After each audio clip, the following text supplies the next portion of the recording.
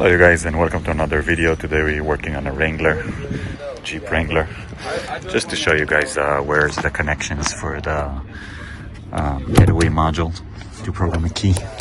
So under the seat right here there is two plugs. As soon as you take them out, just like that, and they are out.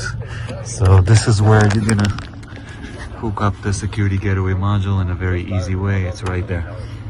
So again, security getaway module on the Gladiator and on the Wrangler will be the same. So you just go to the driver's side, and if you're gonna look up here,